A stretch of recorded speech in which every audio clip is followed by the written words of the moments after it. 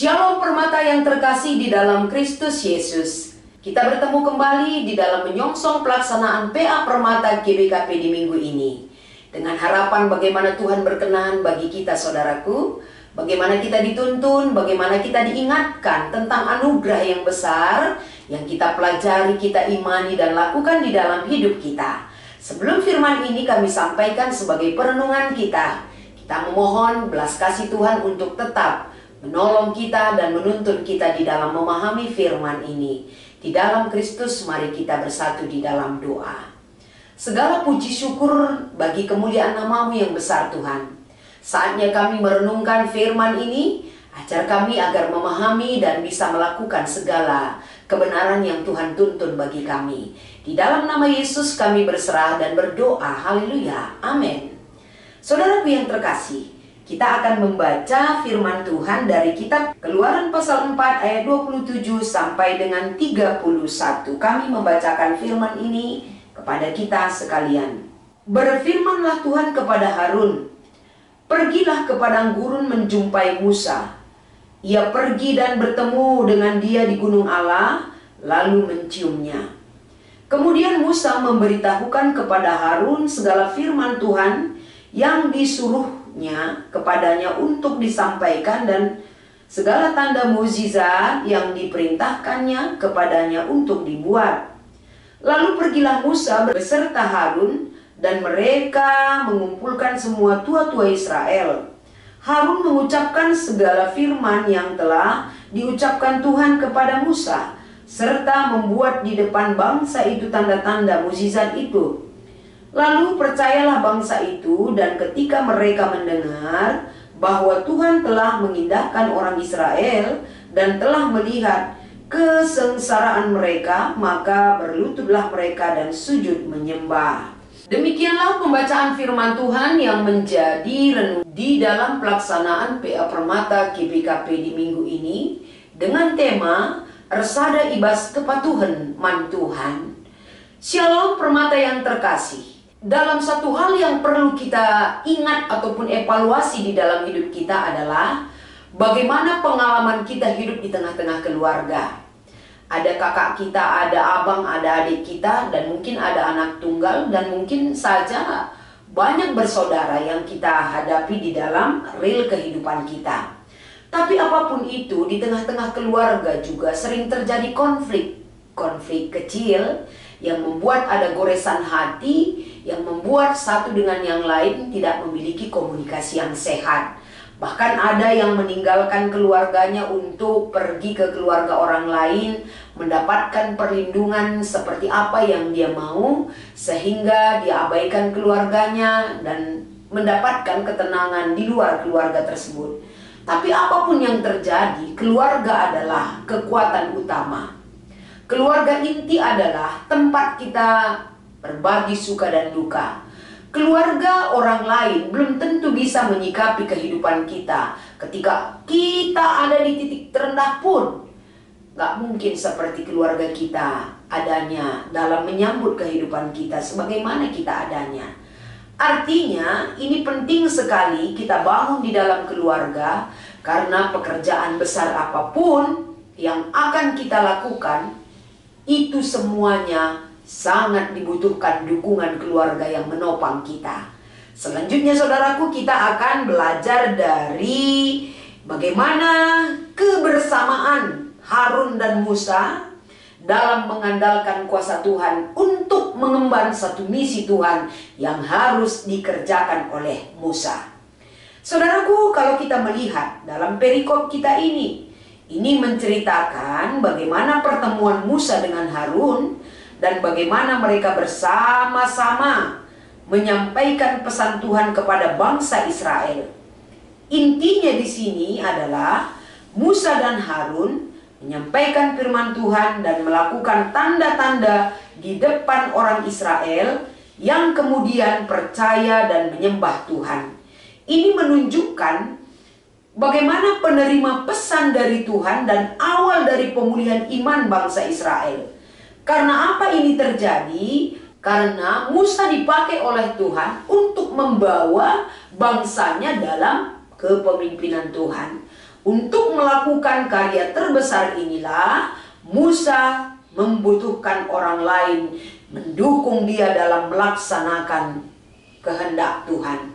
Jadi saudaraku, penerimaan pesan yang disampaikan oleh Tuhan yang akan melakukan pemulihan bagi bangsanya, salah satu yang perlu mereka tunjukkan adalah bagaimana mereka mengimani pekerjaan Tuhan. Jadi satu hal kita lihat dari poin-poin penting ini adalah bagaimana pertemuan Musa dan Harun. Pertemuan Musa dan Harun, bagaimana Tuhan menyuruh Harun pergi menemui Musa di gunung Allah dan menciumnya. Ini menandakan hubungan yang positif dan menerima Musa. Artinya ketika Musa meninggalkan keluarga orang tuanya, dia butuh kekuatan dengan penerimaan apa yang pernah dia lakukan. Jadi dengan apa yang dilakukan oleh Harun menunjukkan hal yang positif, bahwa Musa diterima dengan hangat dan penuh kasih sayang. Begitu juga selanjutnya bagaimana Musa menyampaikan kepada Harun kembali, ya, feedback dari perbuatan Harun kepada Musa, dan Musa kembali menyampaikan kepada Harun segala firman yang telah difirmankan Tuhan kepadanya, dan juga tanda-tanda ajaib yang diperintahkan untuk dilakukan. Artinya mengingatkan, menghentakkan ingatan bangsa Israel bahwa Tuhan kita ajaib dan luar biasa, gagah perkasa, akan memberikan pembebasan kepada bangsanya. Jadi apa yang mereka lakukan ketika mereka bekerja sama untuk mendengarkan seruan Tuhan? Salah satunya adalah Musa dan Harun mengumpulkan tua-tua bangsa Israel agar melalui kehadiran tua-tua dan orang Israel menyaksikan bagaimana perintah dan kuasa Tuhan itu menopang mereka. Jadi apa respon daripada umat Tuhan ketika Harun menyampaikan segala firman yang telah difirmankan Tuhan kepada Musa dan melakukan tanda-tanda di depan mata umatnya? Apa yang disampaikan Harun inilah yang akan terjadi dan dilakukan oleh Musa. Jadi iman dan penyembahan oleh bangsa Israel, mereka harus beriman dan menyembah Tuhan dengan percaya atas perbuatan Tuhan. Dan ketika mereka mendengar bahwa Tuhan telah memperhatikan mereka dan melihat penderitaan mereka, maka bangsa ini berlutut dan percaya kepadanya. Di ayat 31 kita boleh membaca. Jadi dari perikop kita ini permata, kita boleh melihat pentingnya iman dan menyembah Tuhan dengan kesetiaan. Bagaimana kita sebagai orang percaya sama seperti orang Israel dan mewujudkan dalam penyembahan dan kesetiaan dan menerima apa perbuatan Tuhan di dalam kehidupan mereka. Artinya ketika bangsa ini mau menerima bagaimana dan mengimani karya Tuhan, disinilah pemulihan terjadi bagi kehidupan mereka.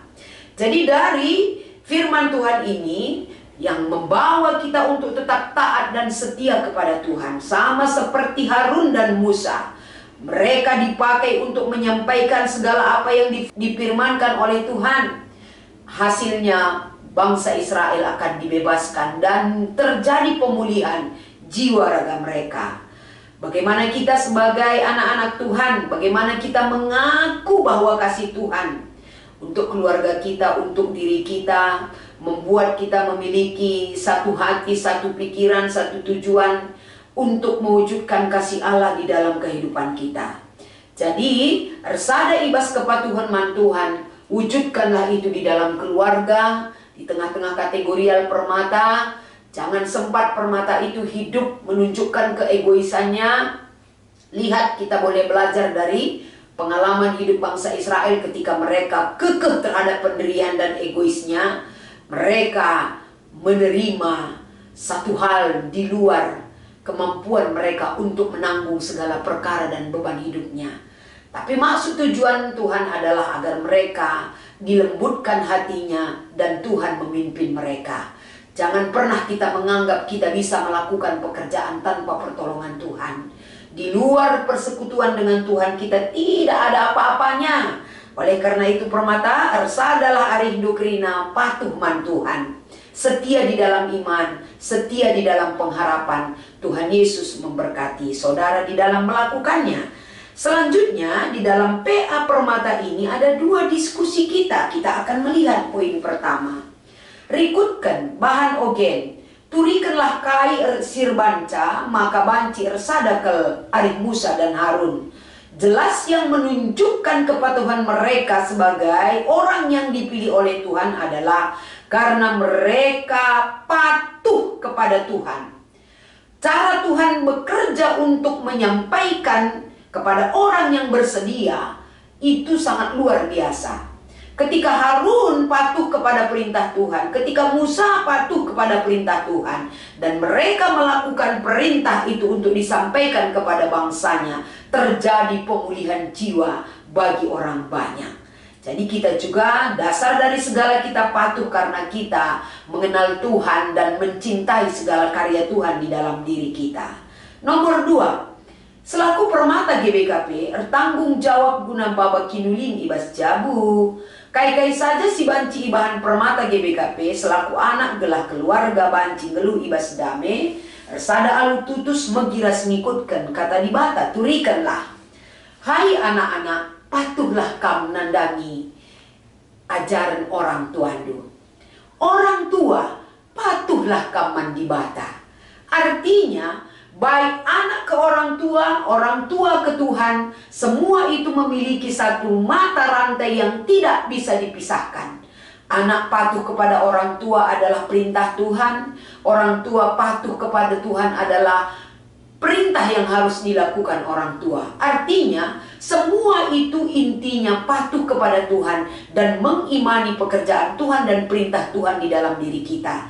Sehingga poin-poin penting yang kita lakukan, bagaimana mewujudkan perintah Tuhan di dalam keluarga, orang tua, labanci pesega-sega anaknya, anak-anak harus patuh dan mengasihi orang tuanya dengan sikap hidup yang membanggakan Tuhan dan orang tua. Anak-anak tidak terjerumus dalam hal-hal penyakit masyarakat dan lain sebagainya. Orang tua mencintai Tuhan, anak-anak mencintai Tuhan, dan mereka wujudkan sebagai keluarga yang mencintai Tuhan. Perbuatan-perbuatan yang mencintai Tuhan adalah jauh dari penyakit-penyakit yang tidak berkenan di mata Tuhan juga.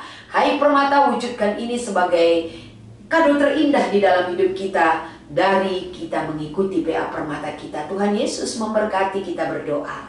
Segala puji syukur bagi kemuliaan nama-Mu Tuhan. Berkati firman ini menjadi kekuatan bagi Permata GBKP. Tuhan Yesus kiranya menyertai dan menguatkan mereka. Inilah doa kami, di dalam Yesus kami berseru dan berharap. Haleluya. Amin.